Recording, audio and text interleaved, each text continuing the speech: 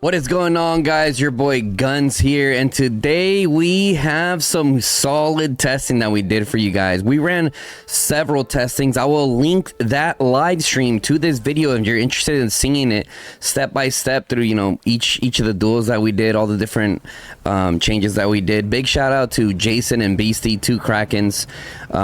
Jason brought the Urag Tobin, and Beastie brought the G4 Calvary. I know you guys been roasting me the way I say Calvary, because it's Calvary, not Calvary. You're like, whatever, I know 3 languages, all right? Some of you guys know 1 language, you can't even speak that one. But anyways, yeah, I'm excited to show you guys the results. And let me tell you, I'm impressed. I am actually impressed. So let's go ahead and switch over. Let's go ahead and I'll walk you guys through the reports, okay? I don't think he shared every single one with me. I think he shared like the main ones that mattered, I guess you can say. And I'll show you guys the builds and everything that we were running. Kind of some theory crafting, whether I know you guys saw the thumbnail, which is Urag Tobin versus Neya and Lee. So let's go ahead and come over here to the messages. All right. All right, so for test number, I'm gonna go through all of them for you guys, okay? Let's go ahead and turn the camera off. Or actually, let's see if my camera's even in the way. All right, we're good. So for the first test, Urag Tobin versus Lee Neya, and it lost. Okay, when you look at the Legion buffs, this is what it was. It was just straight up. And when we saw this, I was like, ooh, I don't know. But one of the main reasons for that was because Jason was running like a straight up 1v1 build. So yeah, I thought he was gonna run like, something similar, like that, anywhere from 50% on up when it comes to the trees. But this is the tree that we originally had, and the reason why I'm showing you guys the one that lost in the 1v1 is because that way you guys can see. I believe this one's 60%. So it's 40% from, we're taking into account 40% from the artifact, and then also 10% from Neya, and then the 10% from that garrison tree up there.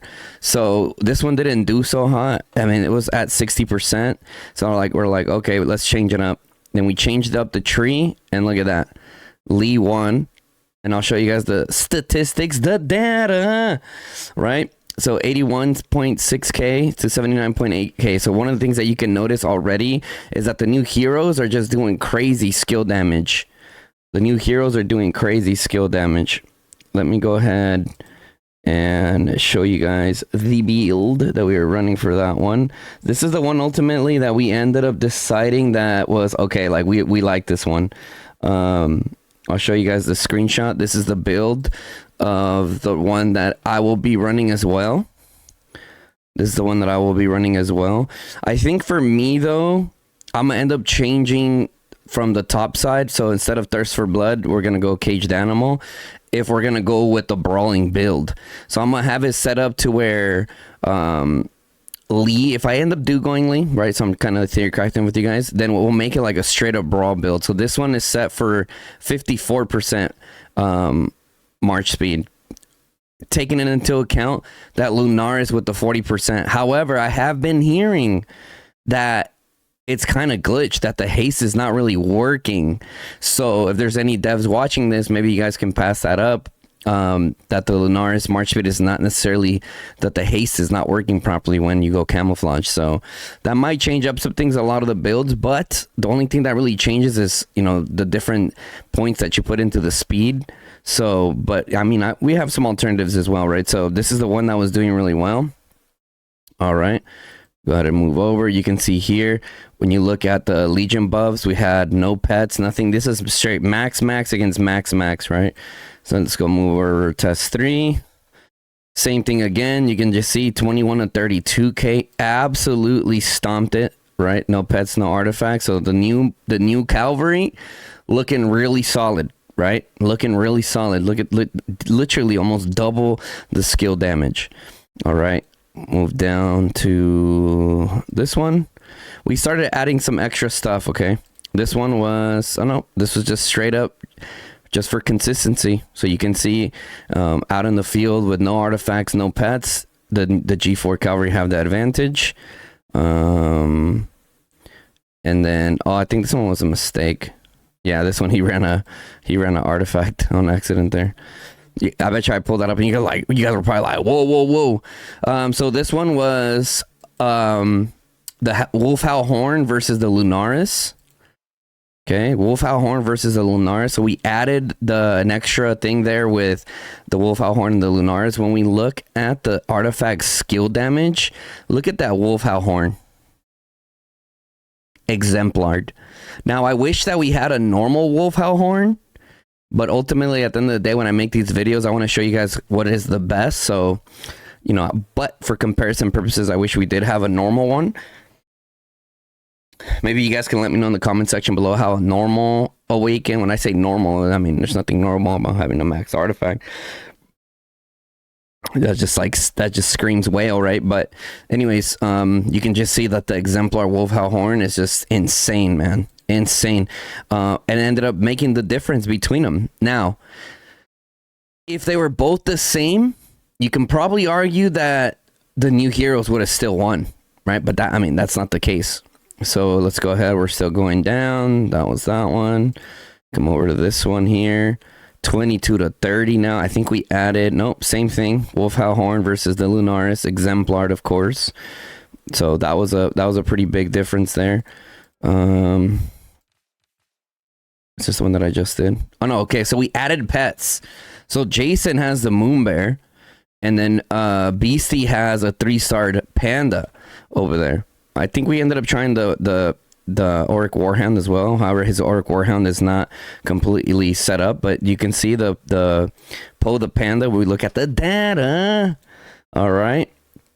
You can see Warped skill damage. I mean, Jason's has a lot of 3-stars over here. His is 3-star for the talent. Has a decent amount of 3-stars over here, but not Fatal Bite and not Angry and not Blood Roar and Angry Roar. So that's gonna make the biggest difference there when it comes to critting. You guys can see that's a little extra nugget, I guess you can say. Same thing for the artifact skill damage. You're still seeing the Wolfhowl Horn doing 33.3k, and then the Max Lunaris at 17k. All right, moving down, another one. 23.5 to 29. What were the Legion buff? Same thing. Wolfhowl Horn versus Lunaris. And this time we did the Auric Warhound. The Auric Warhound just came out, so people are not going to have this pet completely crazy. However, that Auric Warhound right there is pretty much end game for what mine is going to be looking like down the road. So it's still interesting to see how well it did. We look at the data. It did pretty good. 11.1k for the Auric Warhound. And it's all 2-star compared. Look how many 3-stars are over here on the Moon Bear. Let me see. My camera's kind of in the way. Look how many 3-stars are on the Moon Bear over here. So, comparably in terms of money spent, that's pretty good. The Auric Warhound's definitely doing well. I tested it with mine, because I have a Moon Bear that's a B tier, and also a Auric Warhound that's B tier, and my Warhound definitely the better. So I do think the Warhound's going to be the better combination for these new heroes. Let's see here. That one. Okay, and then what happened on this one? So this one is just, once again, Wolfhowl Horn versus Spring Blades. Shout out to Holkston. Holkston was like, can you test the Spring Blades? Of course. So maybe Spring Blades does better. So 22 to 31. I think it did a little worse, but not by too much. You can see here. The Spring Blades did do more damage, though. The Spring Blades did do more damage. I think if you guys rewind it back, I believe the Lunaris was getting 17k, where the Spring Blades was still getting 26.1. The Wolfhowl Horn is just insane, guys. Insane. Boom. Is this the same one that we did? Yeah. And then towards the end, here we go. We got Urag again. What do we do here? Oh, we did Wolfhowl Horn versus Wolfhowl Horn, because we were seeing that was one of the main differences, and look who won. The G4 Mages won that. Or sorry, man, look at me. I'm already thinking about the G4 Mages. Apologize, guys. I just woke up. The G4 Cavalry just won that by 11k remaining. So, that's pretty cool to see, right? That's pretty cool to see. And then Keep it going down. We did some more testings, right? We get Neya primary. Neya primary for, so I'm sure some of you guys are like, oh, well, what if you got Neya primary? And I'll show you guys the tree. Shout out to Fluffy for sharing that tree with us. I'll show you guys the tree right after this. And then, okay, now we did Lee Neya versus Emrys Bakshi. I'm sure some of you guys were curious. A lot of you guys that are Cav enthusiasts are probably like, damn, like, who do I invest in? Emrys Bakshi, Lee Neya, Urag Tobin, like, which way did you go, right? So that's what you have there.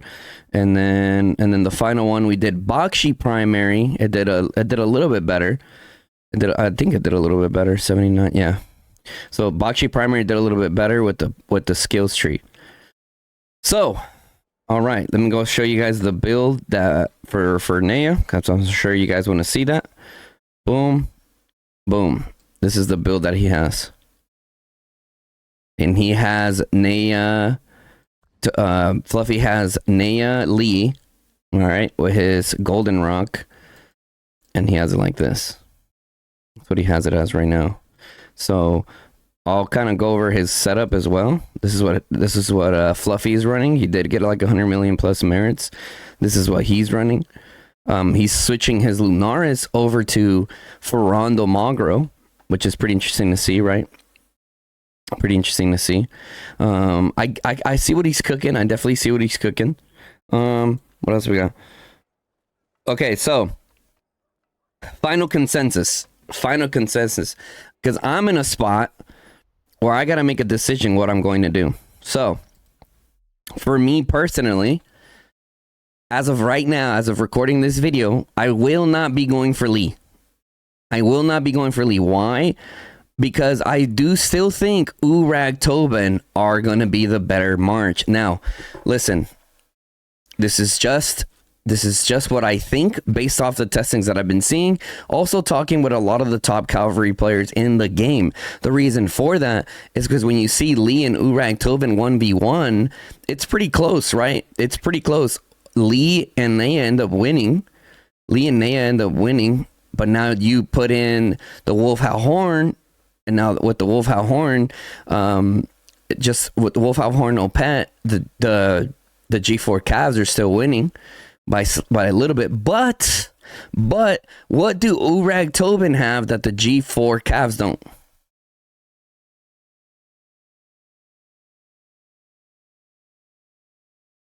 Reduce damage taken from range units, guys. That alone is absolutely insane.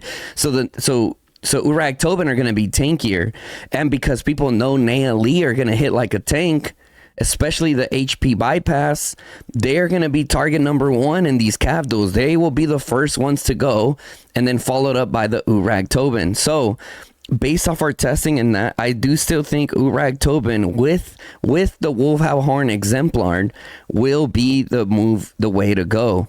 And I think that is a very secure investment that you can do there, especially because we don't know when or which artifacts they're going to bring down the road for Exemplar, right? So we don't know that.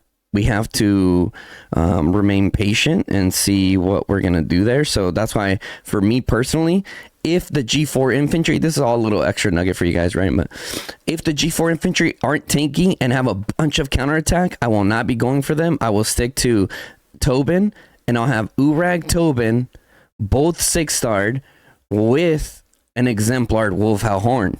So that is the plan. And then Neya will be awake, and then I'll just leave her here.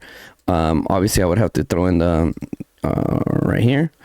And I'll have the Lunaris on Theodore. And then Theodore, a lot of people kind of ignore Theodore because they don't think he's that good. But you hide him behind that Neya, and then that with the Lunaris doing all kinds of DPS, like, it's going to do really well. So that is the plan for me personally, guys. Second, for the brawls, okay?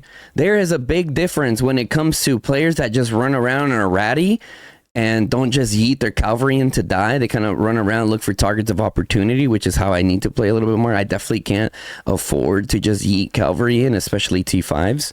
I mean, there'll be times where you just full send it, right? But for the most part, If you're going with the full send build, my recommendation is to go with a skills tree setup, guys. Going with a skills tree setup will be huge. For example, even in this 4-bomb here, you'd have Urag primary, Bakshi primary, Theodore primary, and Lee primary.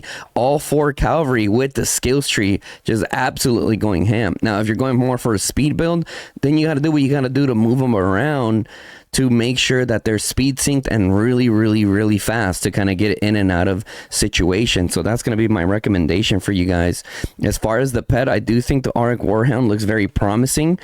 We still need to see how well, obviously, down the road, we're going to see how well they do with their proper pets, right? Because Urag Tobin have the Blade Manticore, okay? And then Neya, Neya and Lee have the Warhound, and I want to see them go toe to toe with the proper pets, right? Top tier, S tier pets, and I mean that's gonna be another video there. But I'm sure you guys found this video very helpful. I mean, we shared talent trees with you guys. We shared order of investments. So one of the things I will say, I was telling my buddy Saint, shout out to my boy Saint, love that guy, but if you're just now starting with Cavalry, what do I think the move is? You're playing the catch-up game. What do I think the move is? I think the move is Urag Neya. Urag Neya, why? Because they're both wheel commanders. They're both amazing, and you can level them up a lot faster than if you end up mixing that in with an SLE hero, right? And then second for me personally would then be Bakshi, because he's also a wheel commander. And then Emrys, a lot of them have them a lot of us have at least at this state in the game, we have them in a decent place because of gold keys. So I think those two are like a really good place to start off, right? And I don't really want to go into, some of the other ones, with the Kanaras, the Nikos, and the Craigs, and all, the Danfels, the Moos, as you guys can see on my screen, the Fograms.